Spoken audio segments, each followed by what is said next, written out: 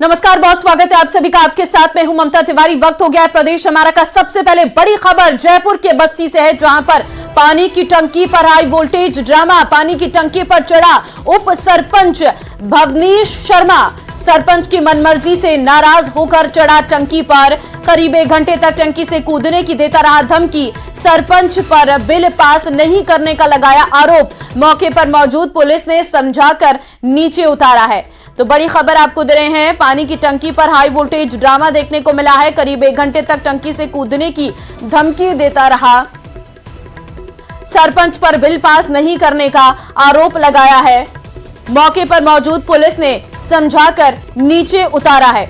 तो ये बड़ी जानकारी इस वक्त आपको दे रहे हैं। सरपंच की मनमर्जी से नाराज होकर पानी की टंकी पर चढ़ा उप सरपंच भवनीश शर्मा। और तस्वीरें भी हम आपको दिखा रहे हैं, जहां पर आप देख सकते हैं पानी की टंकी पर चढ़कर हाई वोल्टेज ड्रामा देखने को मिला है। सरपंच की मनमर्जी से नाराज होकर पानी की टंकी पर चढ़ा है और करीब 1 घंटे तक पानी की टंकी से कूदने की धमकी देता रहा। सरपंच पर बिल पास नहीं करने का आरोप लगाया गया है। भीलवाड़ा से बड़ी खबर है, पैंथर की दस्तक। शहर में दहशत का माहौल देखने को मिल रहा है। बदनोर में घूमते हुए नजर आया है पैंथर।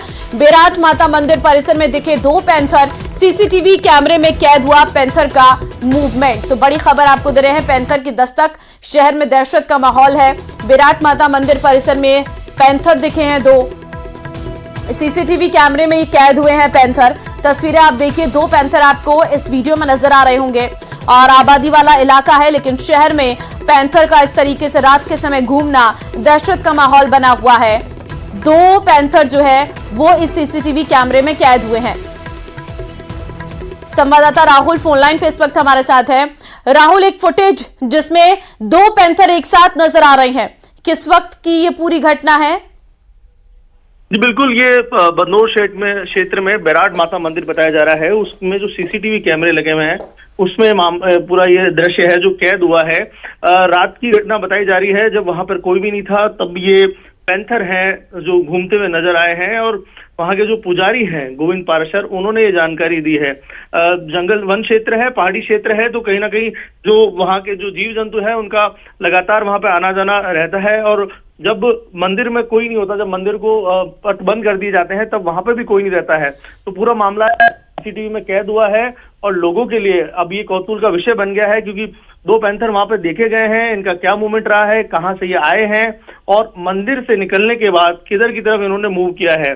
स्थानीय लोगों ने से हमने बात करने की कोशिश की, पर उनको इस पैंथर के मूवमेंट जब मंदिर से जब पैंथर निकले हैं तो उनको कोई जानकारी नहीं है। पर कहीं ना कहीं अब ये कौतूहल का विषय बना हुआ है। ठीक है, लेकिन क्या इन पैंथर को पकड़ने के लिए वन विभाग ने कुछ कोशिशें की हैं अब? जी बिल्कुल, देखिए ये जो सीसीटीवी है इसको वन विभाग तक भी पहुंचाया गया है। वन विभाग की टीम इनके जो फुटप्रिंट्स है, जो इनका मूवमेंट है, उस पर वॉच भी कर रही होगी। क्योंकि देखिए कहीं ना कहीं आम जनता के लिए ये भी खतरा हो सकते हैं और आम जनता भी इनके लिए खतरा हो सकती है। ठीक है, बहुत धन्यवाद आपका तमाम जानकारी देने के लिए राहुल।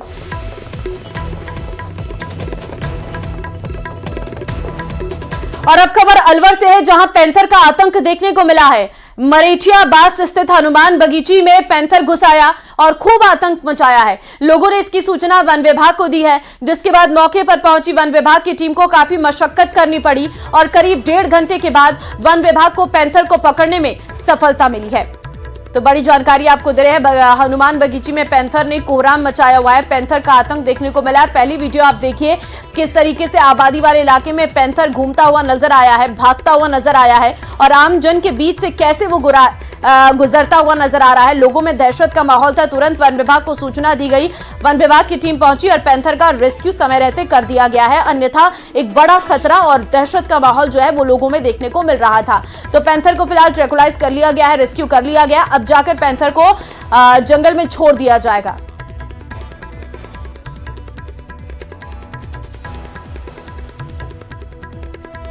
अब खबर झुंझुनू से है, जहां सूरजगढ़ में 4 महीने पहले हुए अमित हत्याकांड का पर्दाफाश हुआ और हत्या की साजिश रचने वाला अशोक पहलवान उर्फ भिंडा को पुलिस ने गिरफ्तार कर लिया।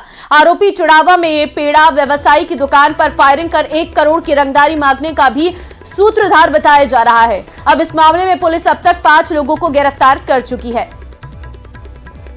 तो अमित हत्याकांड का पर्दाफाश हुआ है। नाराज साले ने जीजा पर की कराई थी हत्या की साजिश रचने वाला गिरफ्तार कर लिया गया है। व्यवसायी की दुकान पर फायरिंग का भी आरोपी है।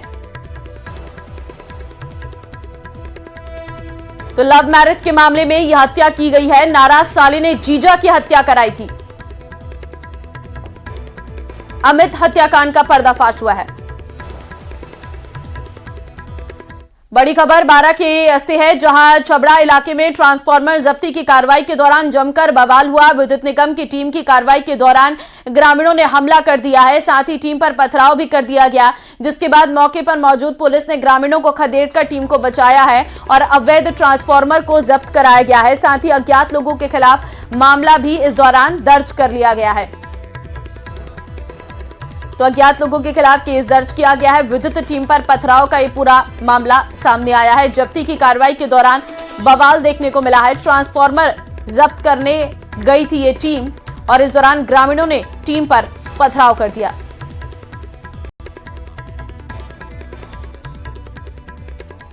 सत्ताईस फरवरी को रीट परीक्षा का आयोजन होगा, जिसको लेकर माध्यमिक शिक्षा बोर्ड राजस्थान सुरक्षा का ध्यान रख रहा है। इसे लेकर कई बदलाव करने के साथ ही परीक्षा को शांतिपूर्ण और निष्पक्ष रूप से करने की तैयारी तेज हो गई है। परीक्षा के दौरान उन शिक्षकों को दूर रखा जाएगा जो पेपर लीक जैसी घटनाओं में लिप्त रहे हैं या उन पर किसी तरह की जांच चल रही हो।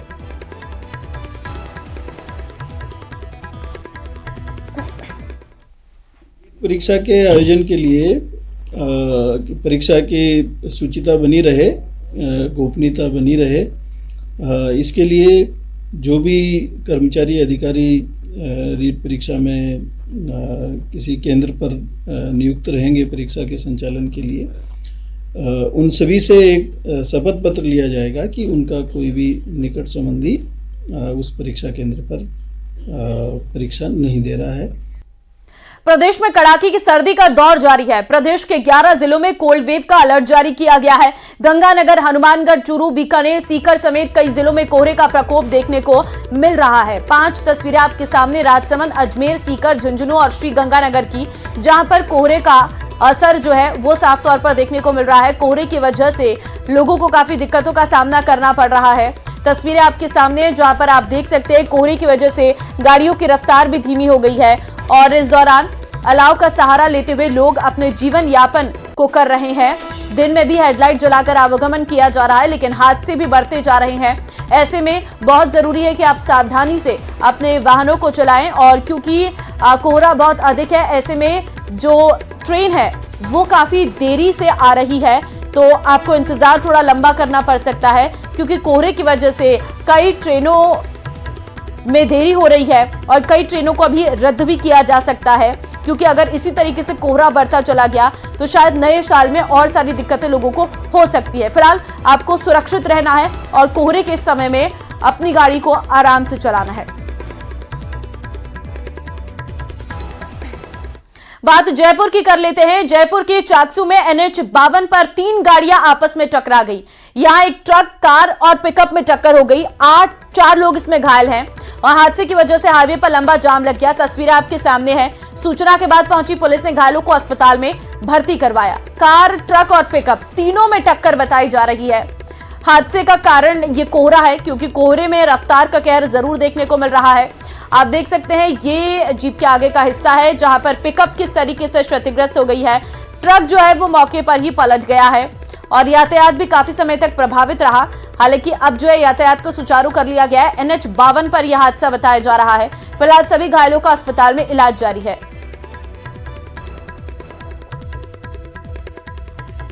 कोटा में ठंड के तीखे तेवर देखने को मिल रहे हैं। तापमान में भी गिरावट दर्ज की गई है। सुबह 12 बजे के करीब भी शहर में कोहरे का प्रकोप देखने को मिल रहा। ग्रामीण इलाकों में भी ऐसे ही हालात हैं। सड़क पर यातायात प्रभावित हो रहा है।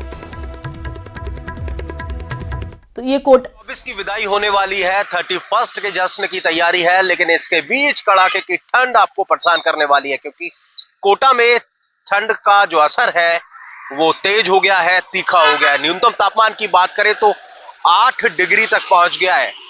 कोटा के ग्रामीण इलाकों से लेकर शहर तक ठंड का जो असर है वो बढ़ता जा रहा है। वहीं हाड़ कपा देने वाली ठंड के साथ शीतलहर का जो असर है वो सीधे तौर पर देखा जा रहा है। इसके साथ घने कोहरे ने रफ्तार पर ब्रेक लगाया हुआ है। ग्रामीण इलाकों में घना कोहरा देखा जा रहा है, जिसके चलते सड़क यातायात प्रभावित हो रहा है। ट्रेन यातायात की बात करें तो दिल्ली की तरफ घना कोहरा होने की वजह से कई ट्रेनें घंटों की देरी से चल रही हैं। फिलहाल जो मौसम विभाग है, मौसम विभाग की भी अगर बात करें तो मौसम विभाग की तरफ से भी इसी तरह की जो चेतावनी है वो जारी की गई है। आने वाले जनवरी के पहले हफ्ते में इस ठंड का जो असर है वो और ज्यादा बढ़ने वाला है, क्योंकि शीतलहर का असर बढ़ने वाला है, जिससे न्यूनतम तापमान में और गिरावट दर्ज की जाने वाली है। तो यानी ठंड से फिलहाल राहत की किसी तरह की कोई उम्मीद नहीं है। और आज जब आप 31 का जश्न मनाएंगे तो ठंड का असर कहीं ना कहीं आपको थोड़ा सा परेशान जरूर कर सकता है। हिमांशु मित्तल, न्यूज़ 18 कोटा। राजधानी जयपुर में भी कड़ाके की ठंड पड़ रही है। सुबह सुबह राजधानी जयपुर में घना कोहरा छाया रहा, जिसकी वजह से विजिबिलिटी घटकर 0 हो गई है और सड़क पर वाहन रिंग रिंग कर चलते नजर आए हैं। तो फिलहाल राजधानी में जबरदस्त कोहरा देखने को मिल रहा है। कोहरे की वजह से विजिबिलिटी जो है वो बहुत ज्यादा घट गई है। वाहनों की रफ्तार पर भी ब्रेक लगा है। वाहन चालकों को भी काफी दिक्कतें सामने हो रही है। जयपुर की ये तस्वीरें हम आपको दिखा रहे हैं, जहां पर आप देख सकते हैं कोहरे की वजह से जनजीवन अस्त व्यस्त हुआ है। असर खत्म होने के साथ ही राजस्थान में शीतलहर का असर भी देखने को मिल रहा है। आज यदि बात करें प्रदेश की, तो प्रदेश के 11 जिलों में येलो अलर्ट जारी किया गया है शीतलहर का।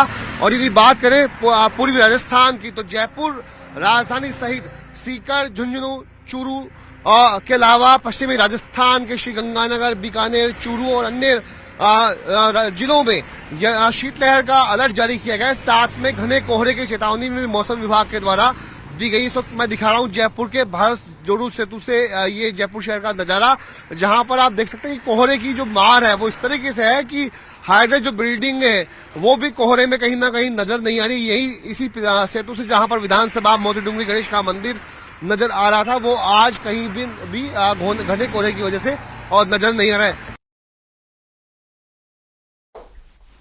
उदयपुर में साल 2024 को अलविदा कहने और नए साल के स्वागत के लिए भारी तादाद में पर्यटक पहुंचे हैं और देश के विभिन्न कोने से आए हुए पर्यटक झीलों की नगरी की खूबसूरती का भरपूर लुत्फ उठा रहे हैं, तो वहीं पूरी मस्ती के साथ अपनी यात्रा का आनंद ले रहे हैं। जरा देखिए तस्वीरों को। आपको बता दें कि उदयपुर के पर्यटन स्थल पर्यटकों से इस वक्त गुलजार है। यदि बोटिंग का मजा ना ले तो उदयपुर की यात्रा अधूरी सी नजर आती है। और इस समय हम फतेह सागर झील पर मौजूद है। तस्वीरें आप देखिए कि बड़ी तादाद में पर्यटक यहाँ पर हैं, जो कि देश के अलग अलग कोनों से उदयपुर पहुंचे हैं। साल 2024 को आज सभी अलविदा करेंगे और नए साल का पूरे गर्मजोशी के साथ में स्वागत करेंगे। कैसा लग रहा है? दिल्ली से अपने न्यू ईयर को सेलिब्रेट करने के लिए हमने 2024 में बहुत फन किया और ये मेरा पूरा ग्रुप है। हम लोग 26 people travelling from Delhi from last 2 days here और हमने यहाँ पर बहुत सारी प्लेसेस को कवर किया। कल हम सिटी पैलेस गए थे। सिटी पैलेस में हमने सिटी पैलेस का म्यूजियम भी एक्सप्लोर किया। उसके बाद हम करणी माता टेम्पल गए ट्रैक करके और आज हम यहाँ बोटिंग करने के लिए आए हैं। वेदर बहुत अच्छा है और हम यहाँ बहुत मजा कर रहे हैं। शाम की पार्टी का किस तरह का प्लान है सबका? हमारा जो सारा ऑर्गेनाइज किया है हमारी नेहा मैम ने किया है। लेट्स सी वो हमारे क्या स्पेशल रखती हैं। Thank you so much. क्या कहना चाहेंगे? उदयपुर कैसा लग रहा है? बहुत बढ़िया लग रहा है, बहुत एंजॉय कर रहे हैं और न्यू ईयर सेलिब्रेट करेंगे। Happy new year. Basically, we just have a huge family around here. इतना मजा आया। The place is so good. People are so good here. Food is amazing. So we enjoyed a lot. Udaipur आना, boating करना सबसे important होता है। कितना अच्छा लगा बोटिंग? नहीं, हम लोग एंजॉय करने के लिए आए थे विश्राम के साथ में। हिस्टोरिकल प्लेस ये हम लोगों के लिए हिस्टोरिकल प्लेस बहुत अच्छा लगा। कल सिटी पैलेस में एक एक चीज जानकारी लेके कि कैसा हिस्ट्री हम लोग जो फिजिकली देख के राजा महाराजा कैसे रहते थे, क्या क्या वहाँ पर कल्चर था, सब देख के बड़ा मजा आया। फिलहाल आप देखिए कि बड़ी तादाद में पर्यटक उदयपुर में मौजूद हैं, जो कि पूरी तरह से तैयार हैं नए साल के स्वागत के लिए। और आप देख सकते हैं कि सारे पर्यटन स्थल, चाहे फतेह सागर झील हो या फिर कोई और पर्यटन स्थल हो उदयपुर का, सभी पर्यटन स्थलों पर कुछ इसी तरह की भीड़ है, जहां पर बड़ी तादाद में जो पर्यटक है वो मौजूद है और पूरे गर्मजोशी के साथ में नए साल का स्वागत करने को तो तैयार हैं, साथ ही अपनी जो वेकेशन है उसका एंजॉय कर रहे हैं। कपिल श्रीमाली, न्यूज 18 उदयपुर। जयपुर में नए साल का जश्न मनाने के लिए देशी विदेशी सैलानी पिंक सिटी जयपुर पहुंच रहे हैं। हवा महल पर बड़ी संख्या में पर्यटक न्यू ईयर सेलिब्रेशन के लिए पहुंच रहे हैं।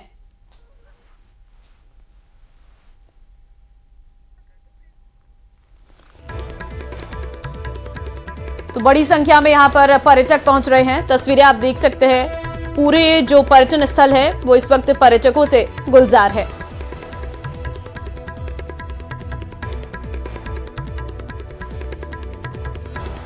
जयपुर में नए साल के स्वागत पर जश्न की तैयारियां जोरों पर है। शहर में टूरिस्ट व्हीकल के दबाव के बढ़ने की वजह से शहर के कई हिस्सों में ट्रैफिक व्यवस्था में बदलाव किए जाएंगे।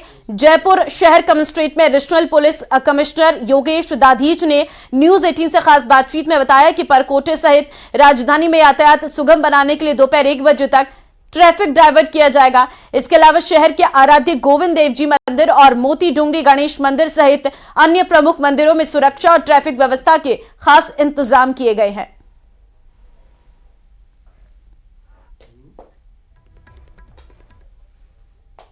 रात को 12 बजे नए साल का आगाज होगा, लेकिन नए साल के आगाज के पहले जश्न की तैयारियों को लेकर के जयपुर पुलिस ने काफी तैयारियां पूरी हुई है। हमारे साथ मौजूद है जयपुर के एडिशनल पुलिस कमिश्नर योगेश दादी जी, जिनसे हम बातचीत करेंगे कि कैसे जयपुर शहर की सुरक्षा व्यवस्था रहेगी, क्या ट्रैफिक के प्लान रहेंगे और गोविंद जी के मंदिर में भक्तों के लिए, दर्शनों के लिए क्या क्या व्यवस्थाएं रहेगी। सर, क्या व्यवस्थाएं रहने वाली है आज रात को 12 बजे? आज वैसे दिन में हमने 11 बजे से लेकर के 1 बजे तक वन वे किया है बड़ी चौपड़ से सुभाष चौक। इससे सुविधा होगी आने वाले पर्यटकों को और जो दर्शन करने वाले लोग हैं उन सभी को सुविधा होगी।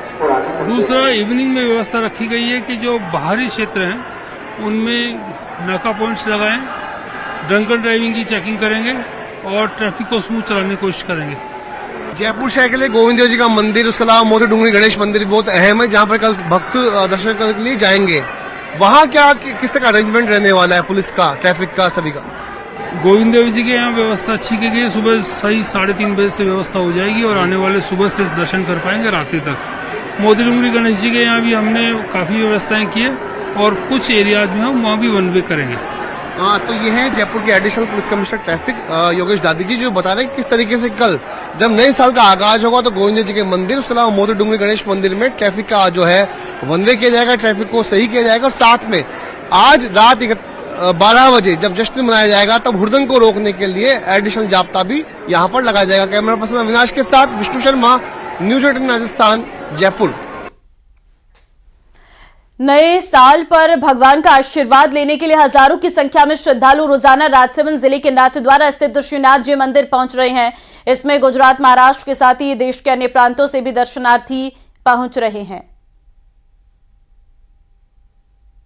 में अगर बात की जाए तो प्रमुख आस्था का केंद्र है देश में श्रीनाथ जी मंदिर। श्रीनाथ जी मंदिर की बात की जाए तो हजारों की संख्या में श्रद्धालु यहाँ दर्शन करने के लिए पहुंच रहे हैं। शीतकालीन अवकाश होने के साथ ही अगर श्रद्धालुओं की बात की तो मंदिर में आस्था का सैलाब उमड़ रहा है। मंदिर ने लेकर श्रद्धालुओं की भारी भीड़ को देखते हुए कुछ व्यवस्थाओं में बदलाव किया है। क्या कुछ बदलाव किया गया है उनके बारे में बात करते हैं। मंदिर में श्रद्धालुओं को किस तरीके से दर्शन करवाए जा रहे हैं, इस वक्त हमारे साथ है मंदिर के ऑफिशियली स्पोकन पर्सन गिरीश जी। गिरीश जी, भाई, तो मंदिर में हजारों की भीड़ आ रही है, तो मंदिर ने कुछ व्यवस्था में बदलाव किया, दर्शन व्यवस्था में किस तरीके से क्या बदलाव किए गए? जी, मंदिर व्यवस्था में मुख्य रूप से जो बदलाव है वो ये कि एक तो जिस तरह से खेवा पद्धति से जो हमेशा से दर्शन होते आए हैं, तो महिला और पुरुष को अलग अलग जो गेट है, हमारे लक्ष्मी निवास जो गेट है वो भी अपना खुल चुका है। श्रीनाथ गार्ड जो मेन है, उसके साथ टाइगर फोर्स जो एजेंसी के मार्फत सिक्योरिटी सप्लाई करती है, वो सारे गार्ड लगे हुए हैं। और मंदिर में पुरुष और महिलाओं के लिए अपन ने लक्ष्मी निवास से प्रवेश करके और उनके दर्शन की व्यवस्था की। हम तो यही चाहते हैं कि दर्शन साल का जो अंत है वो अच्छा हो और अच्छे कृष्ण जी के दर्शन से हो, और बहुत ही अच्छे दर्शन हुए। हमें लग रहा था कि बहुत भीड़ होगी और लेकिन बहुत अच्छा प्रबंध था और दर्शन भी बहुत अच्छे हुए, और यही मनोकामना करते हैं कि आगे आने वाले साल भी अच्छे गुजरे हमारे। पीसीसी में श्रद्धांजलि सभा का आयोजन। पूर्व पीएम मनमोहन सिंह के लिए श्रद्धांजलि सभा। अशोक गहलोत, पीसीसी चीफ डोटासरा इसमें शामिल हुए। कांग्रेस नेताओं ने मनमोहन सिंह को श्रद्धांजलि भी अर्पित की है। तो अशोक गहलोत, पीसीसी चीफ गोविंद सिंह डोटासरा, कांग्रेस नेताओं ने डॉक्टर मनमोहन सिंह को श्रद्धांजलि अर्पित की, श्रद्धा सुमन अर्पित किए। श्रद्धांजलि सभा का आयोजन किया गया, जहां पर कांग्रेस के सभी नेतागण मौजूद रहे।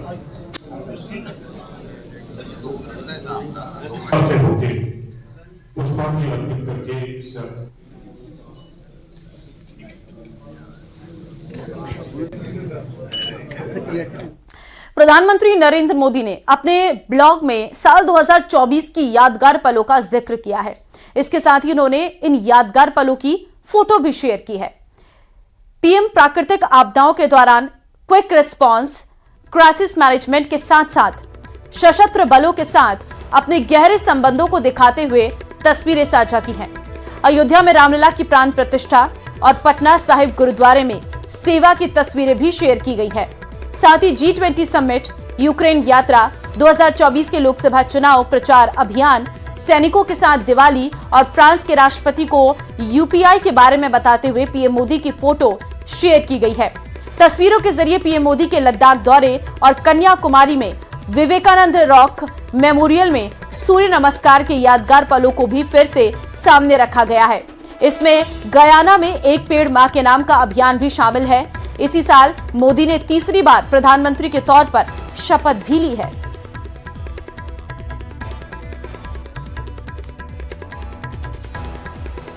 तो देखिए, आप जरा तस्वीरों को देखिए। प्रधानमंत्री ने 2024 की अपनी सभी यात्राओं को अपने ब्लॉग के जरिए, अपनी तस्वीरों के जरिए सामने रखा है, जिसमें पीएम मोदी ने अपने सभी यादगार पलों को याद किया है। अब इन यादगार पलों में आप तस्वीरें देख सकते हैं। अपनी विदेश यात्रा को भी प्रधानमंत्री ने यहां पर इन तस्वीरों के जरिए शेयर किया है और प्राकृतिक आपदाओं के दौरान जिस तरीके से क्विक रिस्पांस, क्राइसिस मैनेजमेंट के साथ सशस्त्र बलों के साथ अपने गहरे संबंधों को दिखाते हुए तस्वीरें शेयर की हैं। चाहे फिर अयोध्या में रामलला की प्राण प्रतिष्ठा हो, पटना साहिब गुरुद्वारे में सेवा की तस्वीर हो, या फिर चुनाव के दौरान जीत की तस्वीर हो, G20 समिट की तस्वीर, यूक्रेन यात्रा की तस्वीर और साथ ही साथ जिस तरीके से 2024 के लोकसभा चुनाव प्रचार अभियान के दौरान की तस्वीर, सैनिकों के साथ दिवाली और फ्रांस के राष्ट्रपति को यूपीआई के बारे में बताते हुए पीएम मोदी की ये फोटो सामने आई है। ये तीन तस्वीरें हम आपको दिखा रहे हैं, जहां पर सबसे पहली तस्वीर है रामलला की प्राण प्रतिष्ठा की तस्वीर। 2024 जनवरी में जिस तरीके से रामलला की प्राण प्रतिष्ठा की गई थी, उसके वक्त की दंडवत प्रणाम करते हुए पीएम मोदी की तस्वीर, जो प्रधानमंत्री ने अपने 2024 की यादगार पलों के दौरान शेयर की गई है। बॉलीवुड के सुपरस्टार अक्षय कुमार इस बार न्यू ईयर सेलिब्रेशन के लिए अपनी फैमिली के साथ जयपुर पहुंचे हैं। अक्षय चार्टर्ड प्लेन के साथ के जरिए यहां पर गोवा से पिंक सिटी आए हैं। तस्वीरें आपके सामने। एयरपोर्ट पर कड़ी सुरक्षा के बीच बाहर निकले और यहां से सीधे यूकस स्थित लीला पैलेस होटल के लिए रवाना हुए। अक्षय कुमार अपनी पत्नी ट्विंकल खन्ना और बच्चों के साथ यहां नए साल का जश्न मनाएंगे।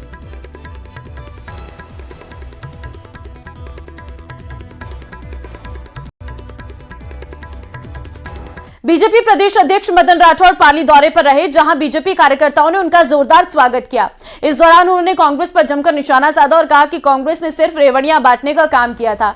साथ ही कहा कि कांग्रेस ने जिलों पर फैसला अपने विधायकों को खुश करने के लिए लिया था। अशोक गहलोत जी ने ताबड़तोड़ कई निर्णय लिए जाते जाते, और जब कोई भी सरकार जाते जाते अंतिम समय में आचार संहिता लगने से एक दो दिन पहले कोई भी निर्णय करती है, तो नई सरकार आते ही उसका पुनरीक्षण करती है, उस पर विवेचना करती है। और विवेचना करके उन्होंने एक पूर्व सेवानिवृत्त IAS ऑफिसर ललित के पंवार की अध्यक्षता में एक समिति का गठन किया, जो इस पर पूरा विवेचन करके रिपोर्ट दे। उसने रिपोर्ट दी और वो कैबिनेट में पेश की और कैबिनेट ने पास की। और इसे ध्यान में रखते हुए कुछ जिले भी समाप्त किए, कुछ संभाग भी समाप्त किए। इस बुलेटिन में फिलहाल के लिए बस इतना ही। आगे देखिए खबरें देश दुनिया की। नमस्कार।